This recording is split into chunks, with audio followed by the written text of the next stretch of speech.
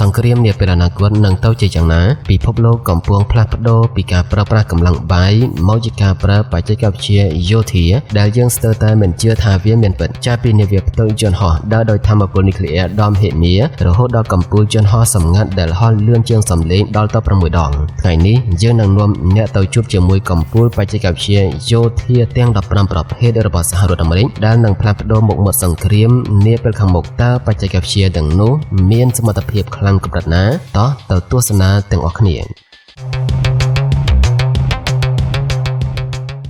15នាវាផ្ទុយយន្តហោះថ្នាក់ The Ford Class Aircraft Carrier នេះគឺជាប្រភេទនាវាផ្ទុយយន្តហោះទំនើបបំផុតរបស់សហរដ្ឋអាមេរិកដែលត្រូវបានរចនាឡើងដើម្បីជំនួសថ្នាក់និមិត្តវាមានប្រព័ន្ធ EMALS ប្រើប្រាស់កម្លាំងអេឡិចត្រូម៉ាញ៉េទិកដើម្បីបាញ់បង្ហោះយន្តហោះជំនួសឲ្យប្រព័ន្ធចំហាយទឹកចាស់ដែលធ្វើឲ្យការបាញ់បង្ហោះបានលឿននិងរលូនជាងមុនថាមពលនុយក្លេអ៊ែរថ្មីប្រើម៉ាស៊ីន reactor A1B ដែលផ្ដល់ថាមពលអគ្គិសនីខ្លាំងជាងមុន3ដងសម្រាប់ប្រើប្រាស់ជាមួយអាវុធឡាស៊ីឬអាវុធ microwave នៅពេលអនាគតការកាត់បន្ថយបុគ្គលិកដោយសារការប្រើប្រាស់បច្ចេកវិទ្យាស្វ័យប្រវត្តិកម្មនាវានេះត្រូវការនាវិកតិចជាងមុនដែលប្រហែល700នាក់តិចជាងថ្នាក់និមិត្តហើយនឹងអត្រាហោះហើរខ្ពស់អាចបង្ហោះយន្តហោះបានច្រើនគ្រឿងក្នុងពេលតែមួយកើនឡើង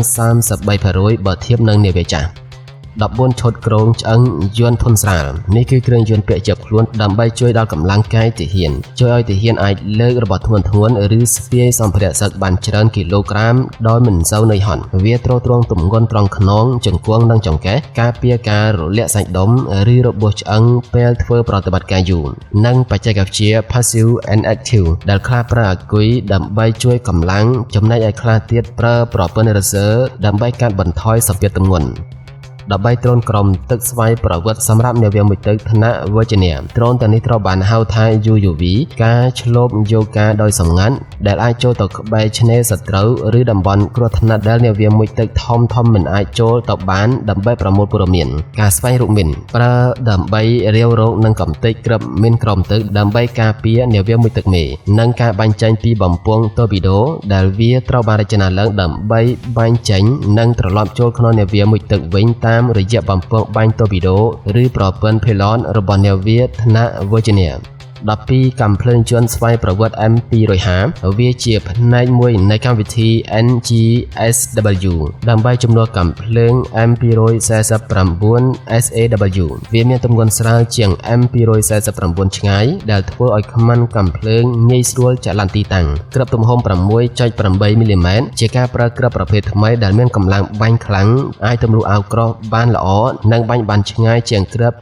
5.56 មីលីម៉ែត្រចាស់និងចំពោះការកាត់បន្ថយសំឡេងមកជាមួយបំពង់បំបត្តិសំឡេងជាស្តង់ដារដែលកាត់បន្ថយទាំងសំឡេងនិងពន្លឺពេលបាញ់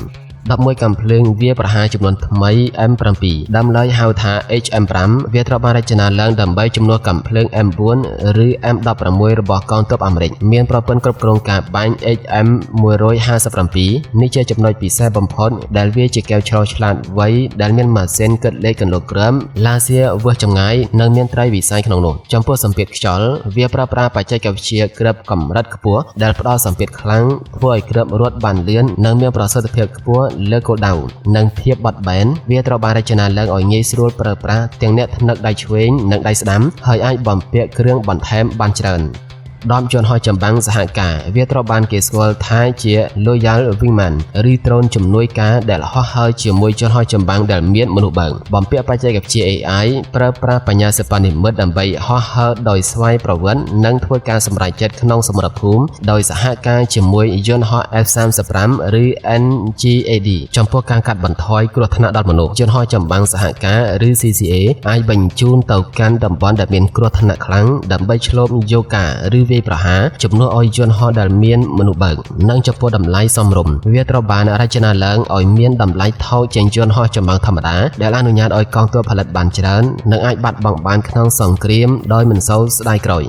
9 មីស៊ីល hypersonic ARRW ឬ AGM-183A ដែលហៅថា Arrow វាគឺជាអាវុធល្បឿនលឿនខ្លាំងរបស់អាមេរិកដែលបាញ់ចេញពីយន្តហោះចំពោះល្បឿនលឿនបំផុតវាអាចហោះហើរក្នុងល្បឿនលើសពី5ម៉ាំងឬប្រហែល 6000 គីឡូម៉ែត្រក្នុង1ម៉ោងចំពោះសមត្ថភាពបត់បែនខុសពីមីស៊ីល ballistic ធម្មតា ARRW អាចបត់បែនបានក្នុងរយៈកម្ពស់ខ្ពស់ដែលធ្វើឲ្យប្រព័ន្ធការពារអាកាសសត្រូវស្ទើរតែមិនអាចស្ទាក់ចាប់បាននិងការវាយប្រហាររហ័សវាត្រូវបានរចនាឡើងដើម្បីកំទេចគោលដៅដោយមានតម្លៃខ្ពស់និងគោលដៅដែលត្រូវការវាយប្រហារជាបន្ទាន់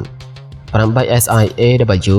អ្នកកំទេចប្រព័ន្ធការពារអាកាស SIAW គឺជាមីស៊ីលជំនាន់ថ្មីសម្រាប់វាយប្រហារលើដីគោលដៅចម្បងរបស់វាគឺប្រព័ន្ធការពារអាកាសសត្រូវដែលចល័តទីតាំងលឿនដូចជាឡានបាញ់មីស៊ីលនិងប្រព័ន្ធរ៉ាដាចំពោះល្បឿននិងភាពសម្ងាត់វាមានល្បឿនលឿនខ្លាំងនិងអាចបំពាក់ក្នុងបន្ទប់គ្រើមសម្ងាត់របស់យន្តហោះ F-35 ដើម្បីកុំឲ្យសត្រូវដឹងខ្លួនហើយនឹងមានបច្ចេកវិទ្យាទំនើបមានប្រព័ន្ធ GPS និង sensor ឆ្លាតវៃដែលអាចស្វែងរកគោលដៅសត្រូវសូម្បីតែសត្រូវព្យាយាមបិទរ៉ាដាក៏ដោយ 7 ប្រព័ន្ធគ្រប់គ្រងការបាញ់ HM-157 នេះគឺជាកែវឆ្លុះឆ្លាតវៃសម្រាប់កាំភ្លើងធន់ស្រាលចំនួនថ្មី NGSW វាមានម៉ាស៊ីនគិតលេខដែលគណនាខ្យល់ចម្ងាយនិងកម្ពស់រួចបង្ហាញចំណុចដែលត្រូវបាញ់ឲ្យអ្នកបាញ់ដឹងភ្លាមៗរួមបញ្ចូលបច្ចេកវិទ្យាច្រើនមានទាំងឡាស៊ែវាស់ចម្ងាយត្រីវិស័យនិង sensor បរិយាកាសនិងចំពោះការចែករំលែកទិន្នន័យវាអាចភ្ជាប់ជាមួយ Venta IVAS របស់ទាហានដើម្បីអនុញ្ញាតឲ្យទាហានអាចមើលឃើញគោលដៅនិងបាញ់ចេញពីក្រោយជញ្ជាំងដោយមិនចាំបាច់ចេញមុខ 6 អាវុធថាមពលតម្រង់ទិសឬ laser ជាអាវុធដែលប្រើកាំរស្មីពន្លឺដែលមានកម្ដៅខ្ពស់បំផុតចំពោះល្បឿនពន្លឺការវាយប្រហារមានពន្លឺស្មើនឹងពន្លឺ30 គីឡូម៉ែត្រក្នុង1វិនាទីដែលមានន័យថាបាញ់ភ្លាមត្រូវភ្លាមមិនចាំបាច់គិតពីកន្លងគ្រាប់ចំពោះគ្រាប់បញ្ជាក់អស់ឲ្យតែមានថាមពលអគ្គិសនីអាវុធនេះអាចបាញ់បានរហូតចំពោះតម្លៃថោកការបាញ់មួយគ្រាប់អស់តម្លៃត្រឹមតែប៉ុន្មានដុល្លារប៉ុណ្ណោះបើធៀបនឹងមីស៊ីលការពារអាកាសដែលមានតម្លៃរាប់លានដុល្លារហើយនឹងមានប្រសិទ្ធភាពខ្ពស់ប្រើសម្រាប់កំទេចដ្រូនគ្រាប់កាំភ្លើងធំនិងមីស៊ីលក្នុងរយៈពេលដ៏ខ្លីបំផុតបច្ចេកវិទ្យាទាំងនេះបង្ហាញឲ្យឃើញថាសង្គ្រាមនាពេលអនាគតនឹងផ្អែកលើល្បឿនស្វ័យប្រវត្តិកម្មនិងភាពជាក់លាក់ជាចម្បង 5 យន្តហោះចម្បាំង FAAS ដែលជាចំនួនទី 6 របស់កងទ័ពជើងទឹកអាមេរិកវាជាយន្តហោះចម្បាំងដែលត្រូវបានរចនាឡើងដើម្បីជំនួស FA-18 Super Hornet នៅលើនាវាផ្ទុយយន្តហោះចំពោះសមត្ថភាពដ្រូនវាដើរតួជាមេបញ្ជាការសម្រាប់បញ្ជាក្រុមដ្រូនឲ្យទៅវាយប្រហារសត្រូវជំនួសវាត្រូវបានរចនាឡើងឲ្យហោះហើរបានឆ្ងាយជាងមុនដើម្បីឆ្លើយតបនឹងការគំរាមកំហែងនៅមហាសមុទ្រប៉ាស៊ីហ្វិកនិងបច្ចេកវិទ្យាសម្ងាត់បំផុតរូបរាងរបស់វាត្រូវបានរចនាឡើងដើម្បីកុំឲ្យរ៉ាដាសត្រូវចាប់បានទោះបីជាប្រើរ៉ាដាប្រភេទណាក៏ដោយ 4 យន្តហោះទម្លាក់គ្រាប់បែក B-21 Raider នេះជាយន្តហោះទម្លាក់គ្រាប់បែកយុទ្ធសាស្ត្រចំនួនទី 6 ដំបូងគេបង្អស់របស់ពិភពលោកមើលមិនឃើញដោយរ៉ាដាជាយន្តហោះដែលមានបច្ចេកវិទ្យាសម្ងាត់ខ្ពស់បំផុតដែលអាចជ្រាបចូលទៅក្នុងប្រព័ន្ធការពារអាកាសដ៏ទំនើបបំផុតរបស់សត្រូវដោយមិនឲ្យដឹងខ្លួនស្ថាបត្យកម្មបើកចំហងាយស្រួលក្នុងការដំឡើង software ឬអាវុធថ្មីនៅពេលអនាគតដោយមិនចាំបាច់កែប្រែគ្រឿងម៉ាស៊ីនច្រើននិងចំពោះសមត្ថភាពនុយក្លេអ៊ែរវាអាចដឹកបានទាំងគ្រាប់បែកធម្មតានិងគ្រាប់បែកនុយក្លេអ៊ែរហើយអាចហោះហើរបានជុំវិញពិភពលោកដោយគ្រាន់តែចាក់សាំងលើអាកាស 3 មីស៊ីល hypersonic ដាងអ៊ីងកលហៅកាន់ LRAW និង GPS ទាំងពីរនេះគឺជាមីស៊ីលដែលមានល្បឿនលឿនជាងសំឡេងខ្លាំងដែលត្រូវបានប្រើដោយកម្លាំងជើងគោកនិងកងទ័ពជើងទឹកល្បឿនលឿនខ្លាំងអាចហោះហើរក្នុងល្បឿនលើសពី5ម៉ាំងឬប្រហែល 6100 គីឡូម៉ែត្រក្នុង1ម៉ោងវាប្រហែលចំគោលដៅភ្លាមវាអាចបាញ់កំទេចគោលដៅសំខាន់នៅចម្ងាយរាប់ពាន់គីឡូម៉ែត្រក្នុងរយៈពេលត្រឹមតែប៉ុន្មាននាទីប៉ុណ្ណោះនិងពិបាកស្ទាក់ចាប់ដោយសារវាមានល្បឿនលឿនពេកនិងអាចបត់បែនបានក្នុងអាកាសប្រព័ន្ធការពារមីស៊ីលបច្ចុប្បន្នស្ទើរតែមិនអាចការពារបាន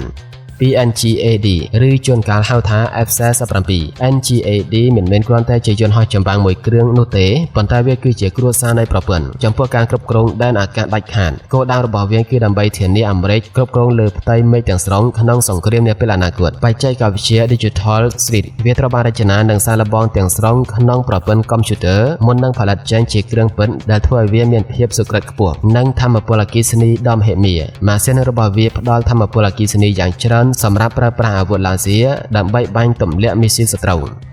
មួយ SR-72 Dark Star ឬជាកូនប្រុសរបស់ Blackbird វាគឺជាយន្តហោះឆ្លប់យូកានិងវាប្រហារដែលគ្មានមនុស្សបើកដែលជាអ្នកបន្តវេនពី SR-71 ដល់3ល្បាញវាត្រូវបានគេរំពឹងថាអាចហោះហើរបានក្នុងល្បឿនដល់ទៅ6ដងនៃល្បឿនសំឡេងឬប្រហែល